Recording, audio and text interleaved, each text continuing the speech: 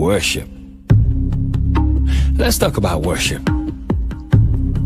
Now, what do you define as worship? Is it that attitude you put on Sundays from 10 a.m. to 2 p.m.? First service, maybe second service, and if the congregation be big like that, third service. Is worship that countenance you put on your face when your favorite song is being sang by the music director? Is that worship? Because you see, your motive and your worship are linked together.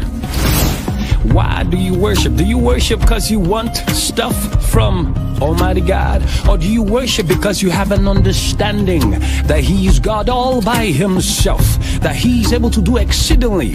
Well, that's religion. A lot of people be preaching that stuff all the time, but they lack understanding. What do you call worship? Can you worship without a song? Can you worship without pastor's choir? The ones whom the pastor has deemed worthy to lead the congregation in worship, they must sing before he preaches. The one that beats me the most is when the choir is done with Sunday ministration and everybody's told to sit in the choir stall, and the man of God comes and says, "Our worship today was not on point."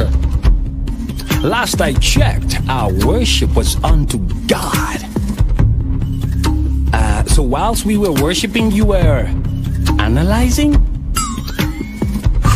I mean, some of us leave the service feeling so holy and righteous because you cried and you lifted up holy hands.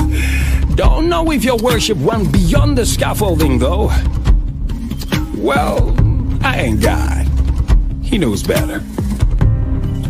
If I shut down your bank account, if I took away your connections, your friends, your family, your car, that job, your wife, oh my God, would you still worship? Would you still worship?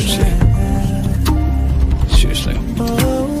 If you really wanna worship God, you better worship in spirit and in truth, not in self or deceit. Tell me, are you conscious when you worship? Conscious of your perfume, conscious of your tie, conscious of your shoes? Or are you one of those who analyzes stuff during service? You be checking out them notes, checking out them dancing. Well, I guess you know better, cause you're God, ain't you?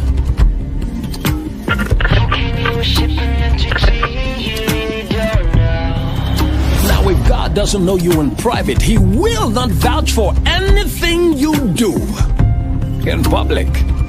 Don't be like a Pharisee. It's got nothing to do with the appearance of the outside. It all has to do with your heart. And by the way, worship has nothing to do with the speed of the song.